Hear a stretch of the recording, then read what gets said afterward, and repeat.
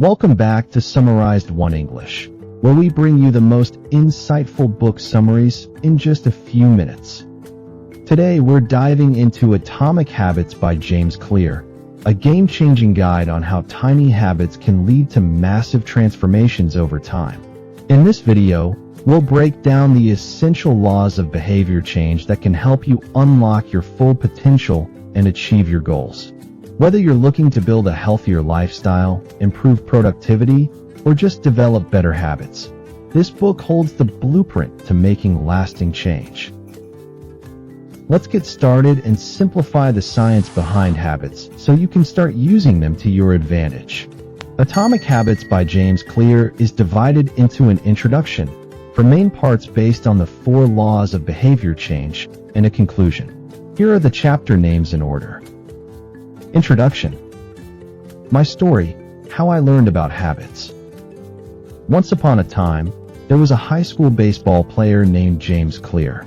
He had dreams like many young athletes, to succeed, to rise, to make it big. But one fateful day in 2002, everything changed. During a routine practice, James was struck in the face by a baseball bat. The blow shattered his nose, broke bones in his skull, and nearly cost him his life. The road to recovery was long and grueling. He spent days in a medically induced coma, underwent multiple surgeries, and had to relearn even the most basic actions, like walking straight. Returning to baseball seemed almost impossible. But James wasn't just focused on big goals anymore. He started small. He built simple, consistent routines, cleaning his room, going to the gym regularly, sticking to his schoolwork. These tiny, almost unnoticeable actions began stacking up. Slowly but surely, his life transformed. By the time he got to college, he'd become not only a solid student, but also a successful athlete. Later, he became a writer and speaker, helping others make the same kind of transformations, not through massive overnight changes, but through small, deliberate improvements. These were his atomic habits, tiny, powerful actions that compound over time. James realized that you don't rise to the level of your goals, you fall to the level of your systems. And if you want lasting change, you don't need to overhaul your life. You just need to master the habits that shape it. And so, with his story as a foundation, James set out to write Atomic Habits, a guide for anyone who wants to build better habits, break bad ones, and design a life they're proud of. Here's Chapter 1, The Surprising Power of Atomic Habits. Imagine this. You're in an ice-cold room. On the table sits an ice cube. The temperature is 25 degrees Fahrenheit. You watch closely, nothing happens. It's 26 degrees Fahrenheit. Still frozen. Then 27 degree F, 28 degree F, 29 degree F. The ice cube stays solid. But suddenly, at 32 degrees Fahrenheit, something magical occurs. The ice cube begins to melt. That tiny shift, just 1 degree, makes all the difference. This is the essence of Atomic Habits. James Clear begins by showing us that change is often invisible at first. We put in the work, but we don't see results right away. It feels like nothing is happening, like we're stuck in a valley of disappointment. But just like that ice cube, the real change is happening below the surface. We just have to keep going until we hit the tipping point.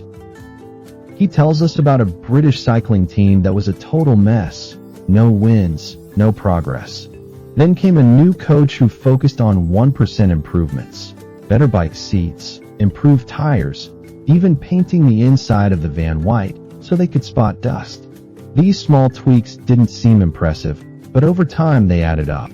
The team went on to dominate international cycling, winning Tour de France titles and Olympic golds. The big lesson? It's not the massive actions that lead to lasting change. It's the tiny, daily improvements, compounded over time. James calls these atomic habits, small like atoms, but with explosive potential. They're the building blocks of remarkable results.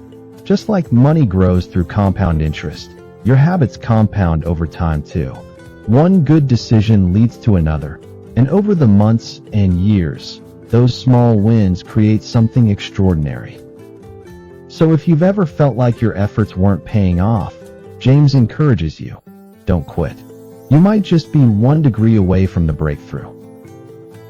Chapter 2. How your habits shape your identity and vice versa. Picture a sculptor. Each day, they chip away at a block of marble. The changes are small, almost unnoticeable, but bit by bit, a figure starts to form. This is how habits shape us, not with a single swing of the hammer, but through 1,000 gentle taps over time. James Clear takes us deeper now, not just into what we do, but into who we become. He tells us that most people focus on outcomes when trying to build habits. I want to lose weight, or I want to write a book. Some go 1 level deeper and focus on the process. I'll follow this diet, or I'll write 500 words a day. But there's a deeper, more powerful layer, and that's identity. Instead of focusing on what you want to achieve, focus on who you want to become. For example, don't just try to run a marathon. Become a runner. Don't just want to write a book. Become a writer. Don't just aim to quit smoking. Become a non-smoker. Here's the twist. Every habit you perform is like a vote for the type of person you believe you are. When you write 1 page, you're voting for being a writer. When you make a healthy meal, you're voting for being a healthy person. And with enough votes, your identity shifts. You don't need to fake discipline. You become the kind of person who just naturally does those things. Because habits aren't just actions, they're evidence of your identity. James shares a moment where 2 people are offered a cigarette. One says, "No thanks, I'm trying to quit." The other says, "No thanks, I'm not a smoker." See the difference? One is still tied to the old identity. The other has already stepped into the new one. So the real power of atomic habits isn't just in changing your behavior. It's in transforming who you are, 1 small decision at a time. Chapter 3. How to build better habits in 4 simple steps. Let's rewind to the jungle. Our ancestors weren't scrolling through phones or checking email. They were scanning for danger, looking for food, reading body language, and finding shelter.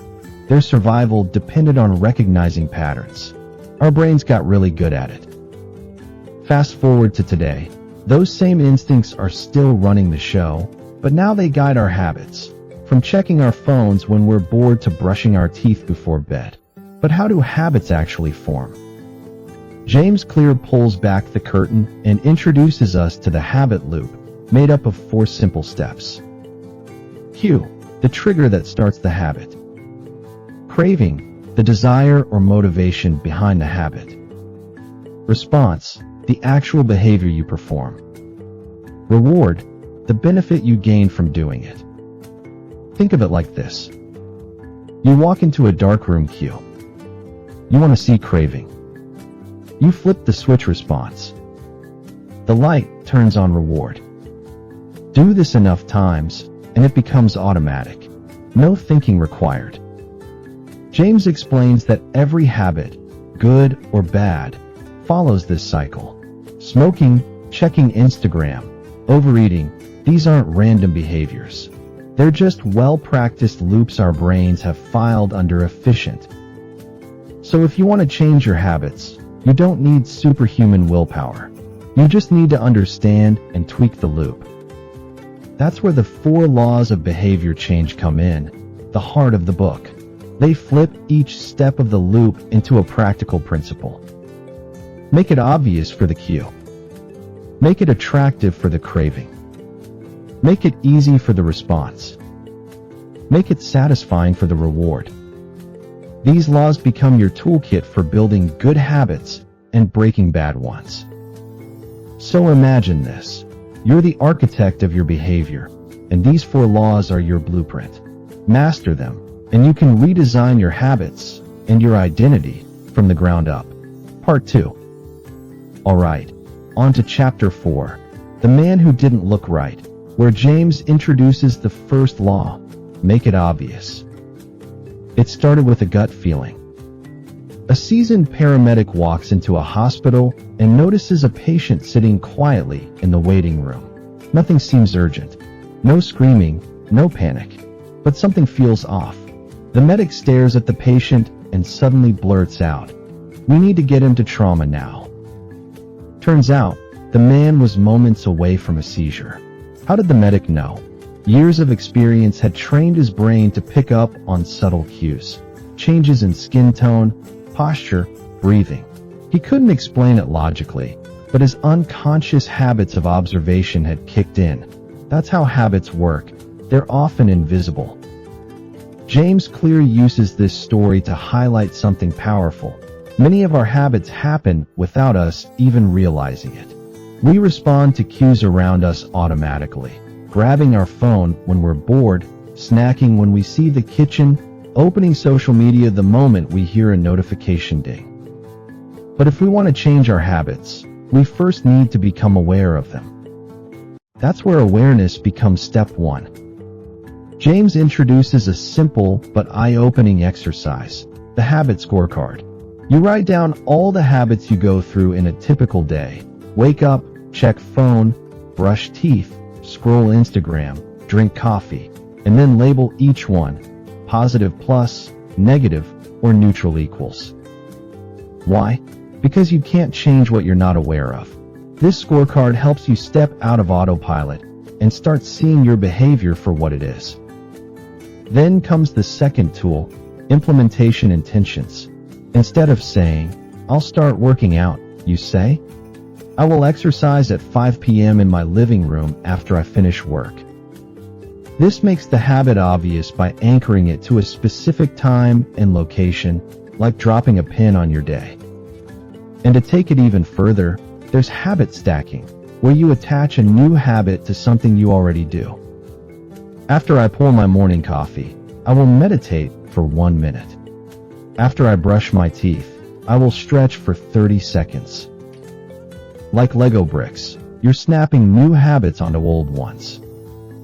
James wraps this chapter by saying, the first step to changing bad habits is to be aware of them.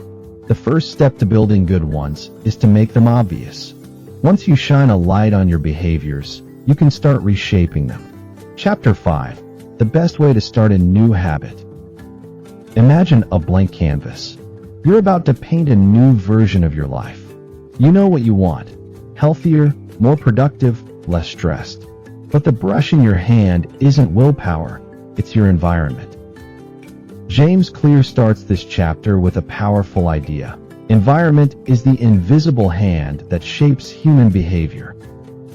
Take the story of Anne Thorndike, a doctor in Boston.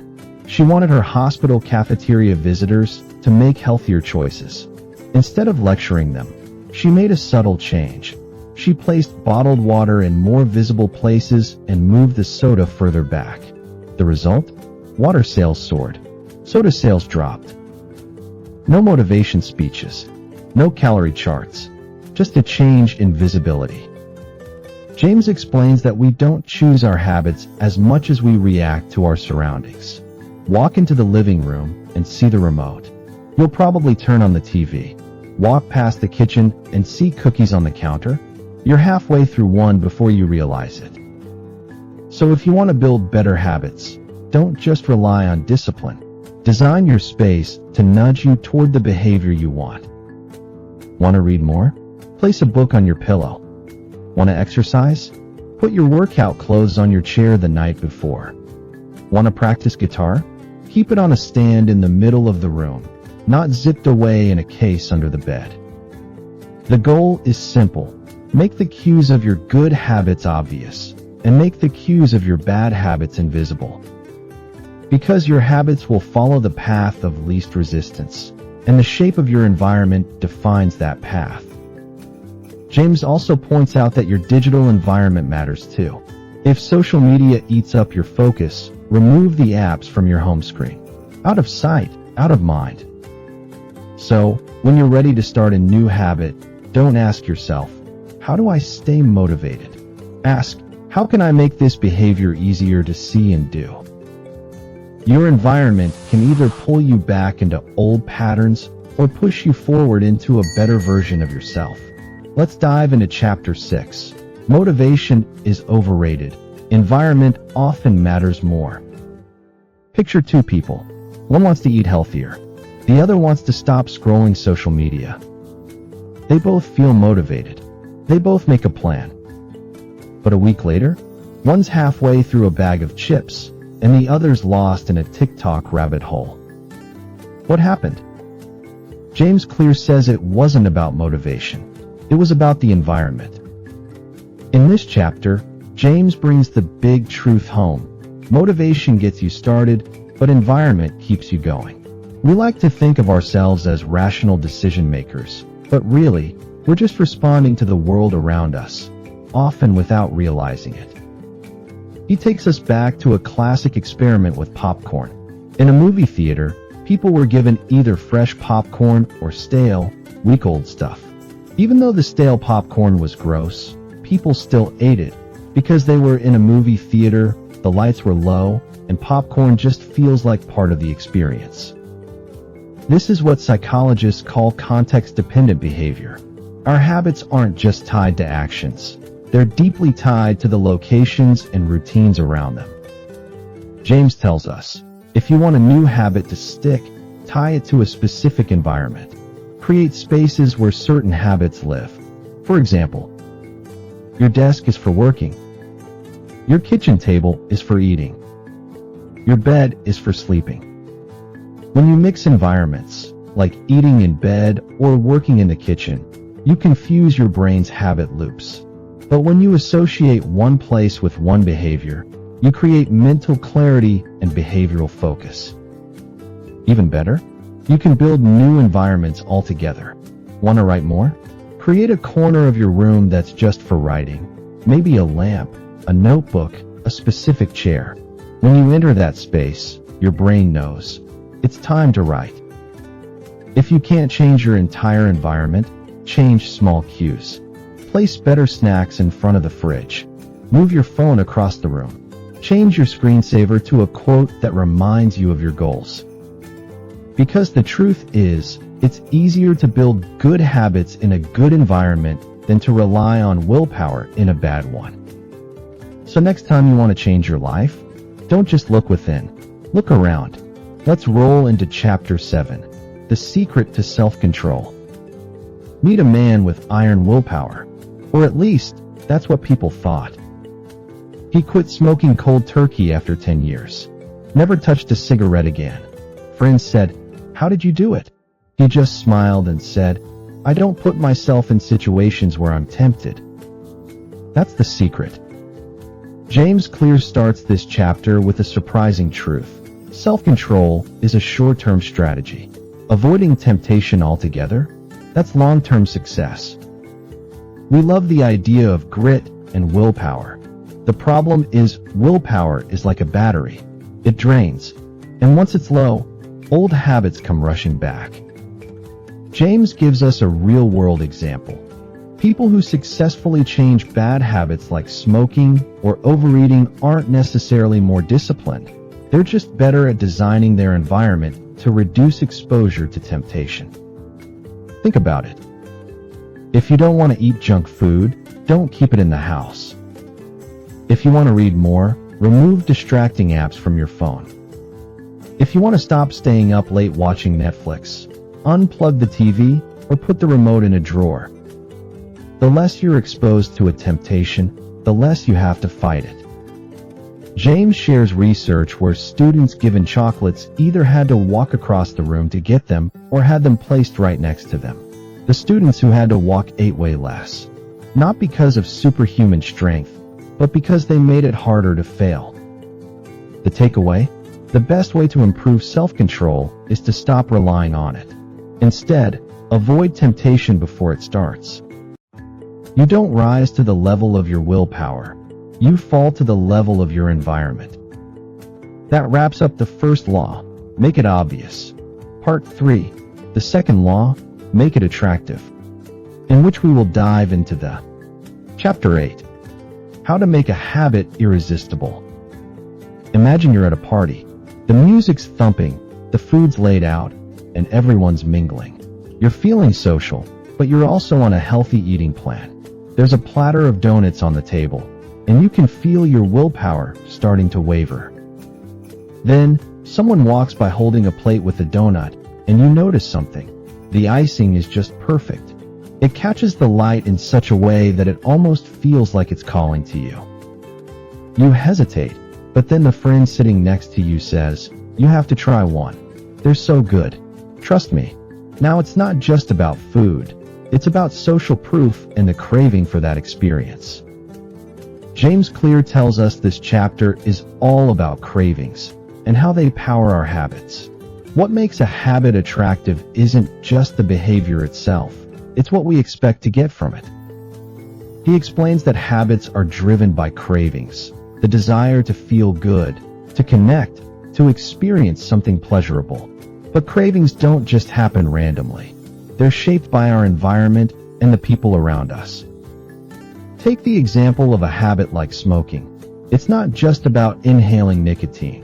It's about the feeling of relaxation, the social aspect, the break from routine. If smoking were just about the physical act, it would never become a habit. It's the reward that makes it attractive. So, if you want to make good habits more irresistible, you need to find a way to tie them to something rewarding. That's where the temptation bundling technique comes in. This is when you pair something you want to do with something you need to do. James gives an example of a woman who wanted to exercise more. So, she made a deal with herself. She could only watch her favorite TV show while on the treadmill. Now, the act of working out was tied to something fun and rewarding. Suddenly, the treadmill became irresistible. Another strategy is to make the habit socially attractive. Our habits are often influenced by those around us. If you hang out with people who value fitness, eating healthy, or learning new skills, those habits become more desirable to you because they align with the identity of your social group. We all want to belong. Finally, James talks about the importance of reframing your thoughts. Instead of seeing a habit as a chore, find ways to make it exciting. Don't think, "I have to go to the gym." Think, "I get to go to the gym and feel amazing afterward." The key takeaway: the more attractive a habit is, the more likely you are to stick with it. Let's dive into Chapter 9, the role of family and friends in shaping your habits. Picture this. You've got a friend who's always encouraging you to join them for morning runs. You've been on the fence about starting, but their persistence is wearing you down. They're not trying to force you. They're simply leading by example, showing up every day and sharing how great they feel afterward. Soon, you start thinking, maybe I should join them. Now, instead of making a decision in isolation, you're being influenced by someone else's habits, and that's the power of social influence. James Clear explains that humans are deeply social creatures. From the moment we're born, we're shaped by the people around us. Our habits, actions, and choices aren't just personal. They're often a reflection of our social environment. We tend to form habits based on the people we spend the most time with, because we want to fit in and be accepted by our social group. If your friends or family members are into fitness, eating healthy, or reading books, you're more likely to adopt those habits too. Conversely, if your circle spends a lot of time watching TV or indulging in unhealthy habits, those behaviors can start to rub off on you as well. James highlights the power of group identity. Your behaviors can shift dramatically when you identify with a community or group. If you start seeing yourself as a runner or a healthy eater, you're more likely to take actions that align with that identity. But it's not just about individual choices. It's about the social norms you adopt. Here's the kicker. Our social environment shapes our habits, but we can also influence it. By consistently showing up for the habits we want to build, we start creating a culture around those behaviors. When others see your commitment, it becomes a subtle form of social proof. They might start thinking, "Hey, maybe I should try that too." James shares the story of a company that created a reading group among its employees. Instead of forcing people to read, they simply created a space where reading was celebrated. Over time, this simple social connection led more people to pick up books on their own. The lesson is clear. You don't have to change your habits alone. Find a community that supports the habits you want to develop, or better yet, start building one. Surround yourself with people who embody the behaviors you admire. You'll not only be more likely to stick with your new habits, but you'll also become a role model for others to follow.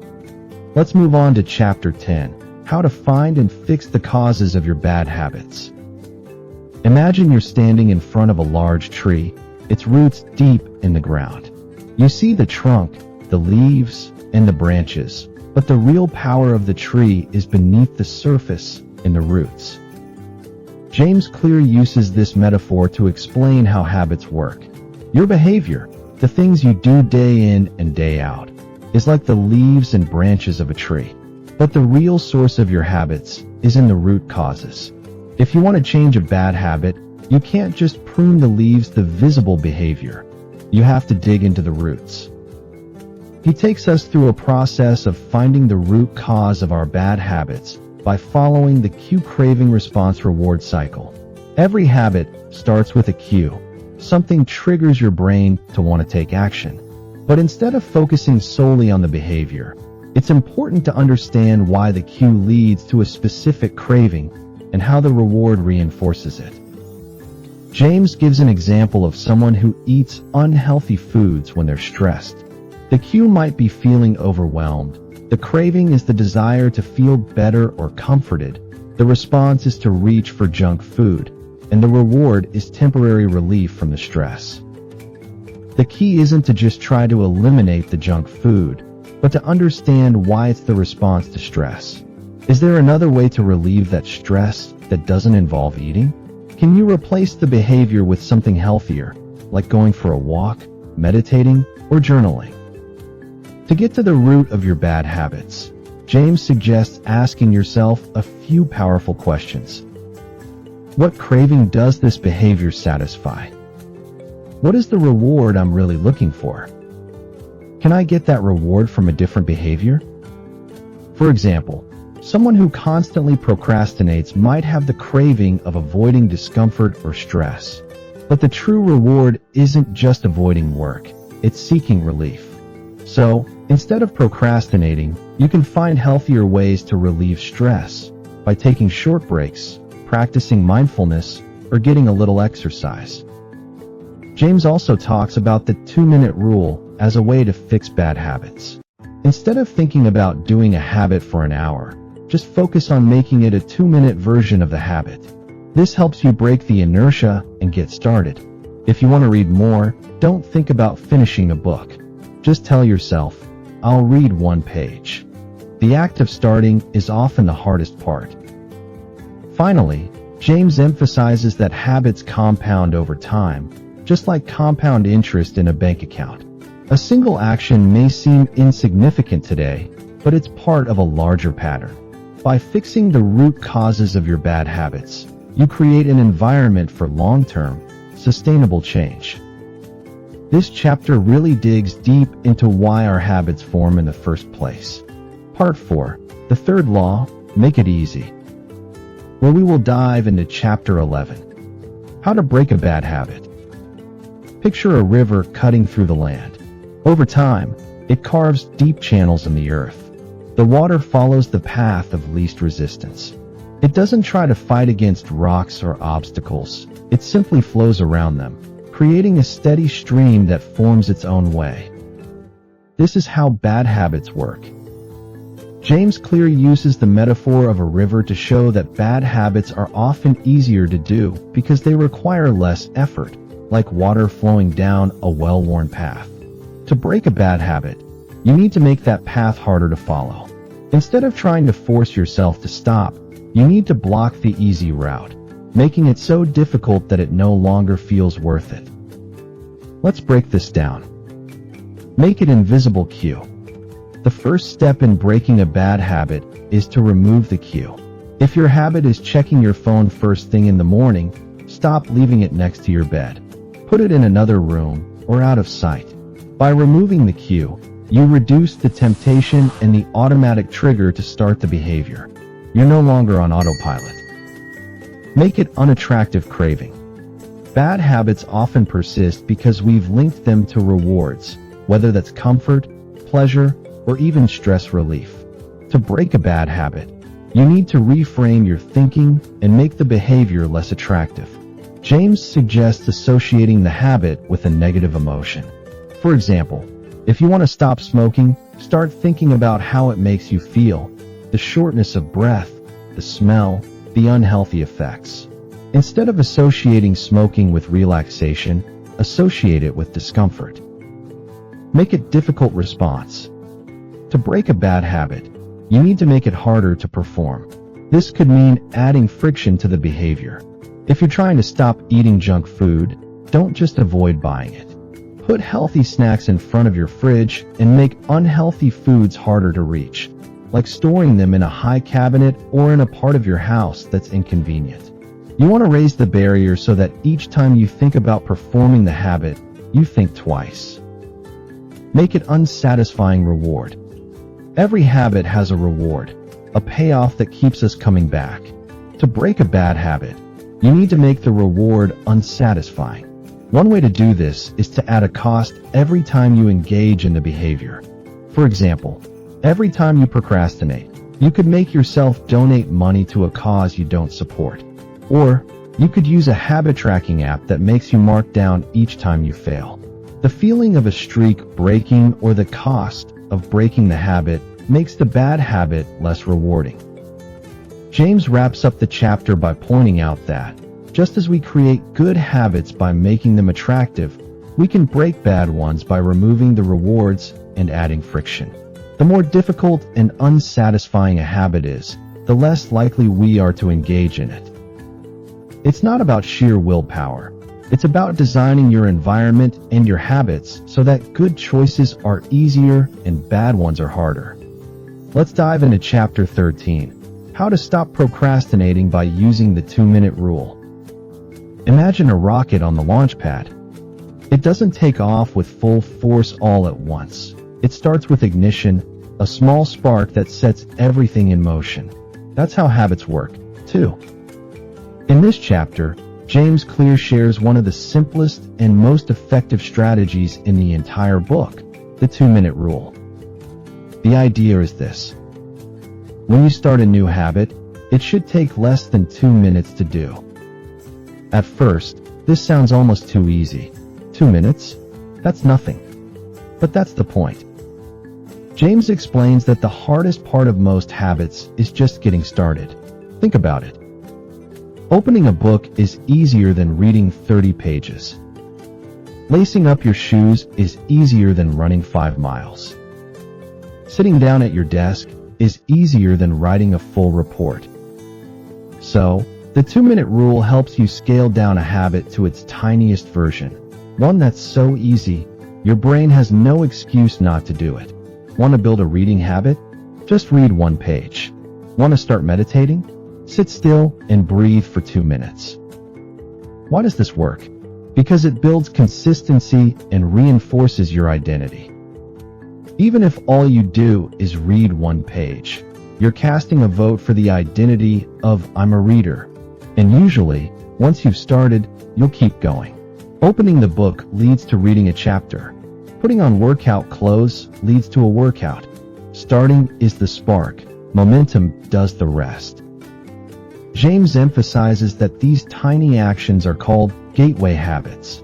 They're not the final goal, but they're the entrance ramp. They make it easier to keep going. He also warns, don't judge a habit by how big it feels. Judge it by how reliably you can repeat it. The goal is not to do something amazing in 2 minutes. It's to master the art of showing up. Because if you can show up every day, the results will follow. This chapter is a game changer for anyone who struggles with procrastination. Let's jump into Chapter 14, How to Make Good Habits Inevitable and Bad Habits Impossible. Picture a locked treasure chest. Inside is the version of you you're trying to become. Fitter, calmer, more focused. The key? Making the habit so natural, so effortless, that it almost happens on autopilot. That's where chapter 14 comes in. James Clear kicks off this chapter with one of his most powerful ideas yet. A habit must be satisfying in order to stick. It sounds simple, but it taps into a deep truth about how our brains work. We repeat what feels good. We avoid what feels bad. So, how do you make good habits satisfying? Let's say you've been trying to floss, but you hate it. What if, after flossing, you gave yourself a small reward, like marking a big X on your calendar or letting yourself watch a few minutes of your favorite show? Suddenly, the act of flossing isn't just about dental hygiene. It's tied to a little burst of satisfaction. James calls this reinforcement. It's what helps the habit feel good now, even if the long-term reward like better health is far off. That immediate satisfaction is crucial because our brains are hardwired for instant gratification. Now here's where things get tactical. James introduces the concept of a commitment device, a way to lock in future behavior while your motivation is high. For example, unsubscribe from streaming services if they're eating up your time. Give your friend $100 and say, "If I don't go to the gym 3 times this week, keep it."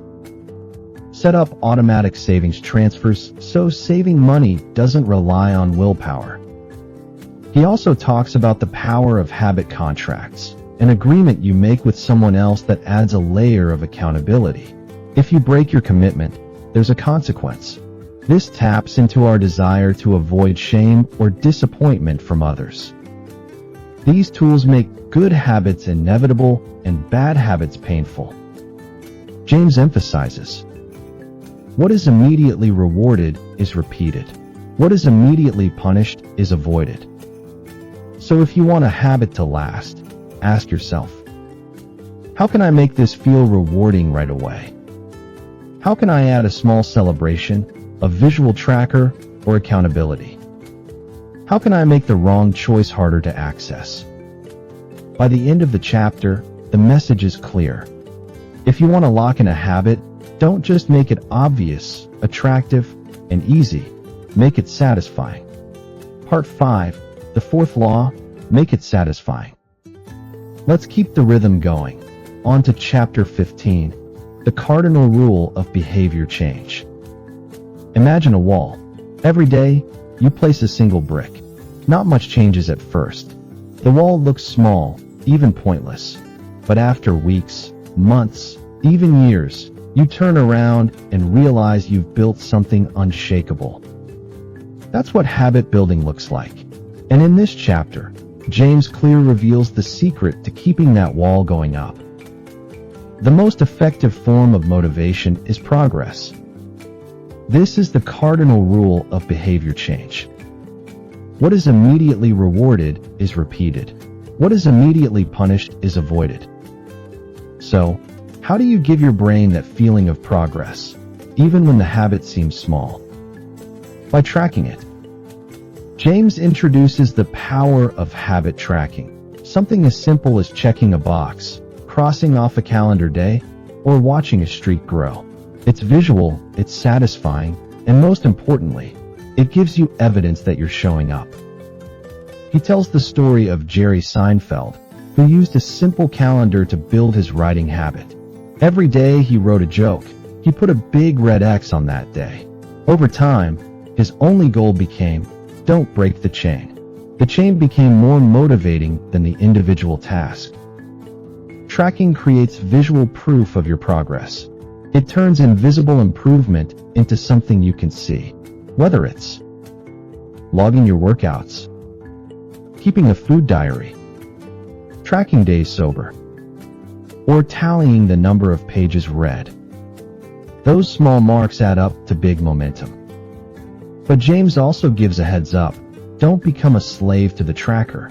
The point isn't perfection, it's consistency. Life happens. You might miss a day. That's okay.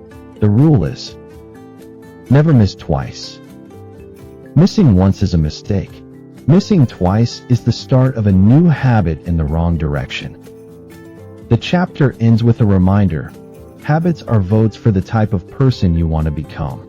Each check mark, each X on the calendar, is a tiny brick in the wall of your identity. So if you want to stay motivated, don't chase perfect results. Chase visible progress. Keep stacking bricks. Keep building that wall. Let's roll into chapter 16, how to stick with good habits every day. Imagine two hikers starting the same trail. One sets off with a clear destination in mind, a map in hand, and a rhythm in their step. The other walks without a plan, stopping randomly, unsure if they're even going the right way. Who do you think finishes the journey? In this chapter, James Clear shows us how to be like the first hiker, consistent, intentional, and steady, by building a system that helps us stick with our habits every single day. He starts with a simple truth. Missing once is an accident. Missing twice is the start of a new habit. That's why consistency beats intensity. The best habit is the one you can keep doing, even on your worst day. So, how do we build that kind of consistency? 1. Use habit trackers again, but smarter. James revisits the idea from chapter 15, habit tracking, but here, he emphasizes its role as a cue, a built-in reminder to keep your streak alive. When you see the calendar or app staring at you, it prompts the question, did I show up today? That little moment of reflection keeps the habit fresh in your mind. 2. Keep it flexible, not fragile. Life happens. Schedules shift. Motivation dips. The key isn't avoiding setbacks. It's bouncing back fast. That's why James stresses the idea of standardizing before you optimize. Before worrying about the perfect diet or the ideal workout, just make the act of showing up a non-negotiable. He gives a clever example. If your goal is to meditate daily, even sitting on the cushion for 1 minute counts. If your goal is to write, typing one sentence keeps the streak alive. The win isn't perfection. The win is not quitting. 3. Get back on track quickly. James says something powerful here. You don't realize how valuable it is to just show up on your bad or busy days. Why? Because those are the days when identity is truly formed. Anyone can build habits when things are easy, but the real growth happens when you show up even when it's hard. 4. Don't let metrics become a trap. While tracking is great, James warns not to obsess over numbers. Sometimes you might hit your goal, but miss the point. For example, you could read 10 pages and remember nothing. The goal isn't the number, it's the meaning behind the habit. So, focus on what matters. Did you reinforce your identity today? Did you cast a vote for being the kind of person you want to become? James closes the chapter with this truth. Small measures of progress help maintain motivation. They reinforce your identity and give you something to celebrate, especially on the hard days. Let's roll into chapter 17, how an accountability partner can change everything. Picture yourself standing at a crossroads. One path is familiar, easy, and comfortable. The other leads to your goal, but it's uphill, winding, and full of effort. On your own, it's tempting to take the easy way. But now imagine someone is standing beside you, walking the same path, checking in on you, cheering you on, or even calling you out. That's the power of accountability. In this chapter, James Clear dives into one of the strongest forces in habit formation, the fear of social judgment and the power of positive peer pressure. He starts with a classic truth. We are more likely to repeat a behavior when the experience is satisfying. But here's the twist. Social consequences make that satisfaction or pain much more real. James shares the story of a software company where employees used a unique habit enforcer, a habit contract. One guy wanted to lose weight, so he signed a contract with two friends. If he didn't meet his workout goals, he had to pay money, and his friends would hold him to it. It worked, not because of the money, but because of the accountability. Here's why it's powerful. We care what others think. We don't want to disappoint people we respect. We're more motivated to stay consistent when someone is watching. James suggests forming accountability partnerships or using habit contracts to formalize this. You could agree with a friend to check in weekly on your goals. Post your habit publicly, like sharing your workouts or book goals online. Make a bet, fail the habit, lose money, or face a funny consequence. The magic isn't in punishment. It's in being seen.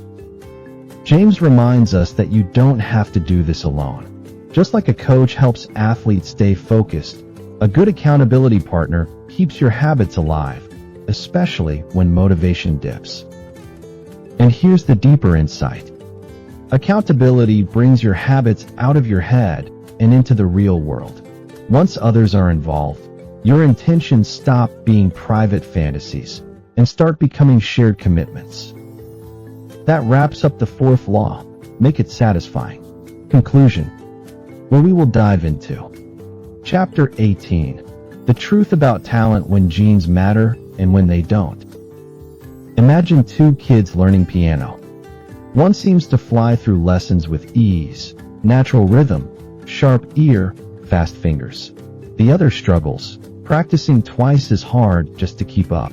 It's not about effort, it's about fit. James Clear opens this chapter with a bold truth. Genes do not determine your destiny, but they do determine your areas of opportunity. This chapter isn't about giving up if you're not naturally gifted. It's about working with your nature instead of against it.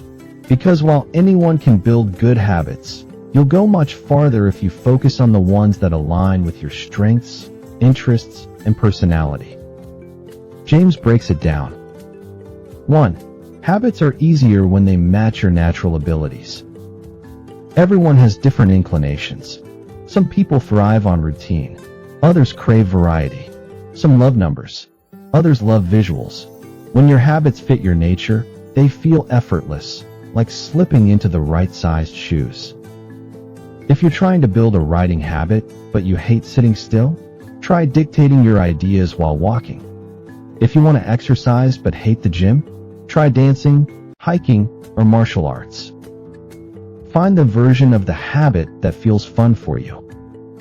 2. The key to mastery isn't just practice, it's practicing the right thing. James introduces the idea of the Goldilocks rule. Humans experience peak motivation when working on tasks that are right on the edge of their current abilities. Not too hard, not too easy, just right. If something's too hard, you get discouraged. If it's too easy, you get bored.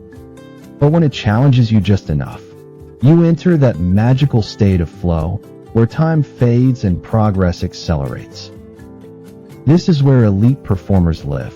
They constantly push themselves just beyond their comfort zone, not in giant leaps, but through small, manageable challenges repeated daily. 3. Embrace the boredom. Master the plateau. Here's the part most people miss. Even the best performers get bored. Olympians don't want to do the same drills every day, they just do it anyway. That's the real difference. Professionals stick to the schedule. Amateurs let life get in the way. Success isn't always about intensity. It's about consistency over time, even when motivation fades. So the truth about talent? It matters, but only at the start. Long-term success belongs to those who align habits with their strengths, embrace slow, steady progress, and stay the course when it gets boring. Let's keep it rolling. Chapter 19, The Goldilocks Rule, How to Stay Motivated in Life and Work. Imagine a video game. The first level is so easy you can beat it with your eyes closed. Boring. Then you jump to level 10, and it's impossibly hard. You get crushed in seconds. Frustrating. But level 4? It's just right. Challenging, but doable. That's where the fun begins. That's the Goldilocks zone, the sweet spot for motivation. And that's where habits thrive. In this chapter, James Clear dives deep into why staying in this just right zone is the key to long-term motivation. He explains that we're most engaged when a task is not too easy, not too hard, but right at the edge of our current abilities. When you're in the Goldilocks zone, you experience a powerful combination of motivation, focus, and happiness. This is the secret behind flow, that mental state where you lose track of time because you're so locked in. Whether it's athletes, musicians, writers, or gamers, the ones who stick with their craft are the ones who consistently stay just outside their comfort zone. So, how do you apply this to your habits? 1. Make your habit just a bit harder over time. Once a habit becomes easy, increase the challenge. If you're reading 10 pages a day, try reading 12. If you're running a mile, try 1.2. That small stretch keeps your brain engaged without overwhelming you. 2. Track and measure progress, not just results. James emphasizes that immediate feedback keeps us motivated.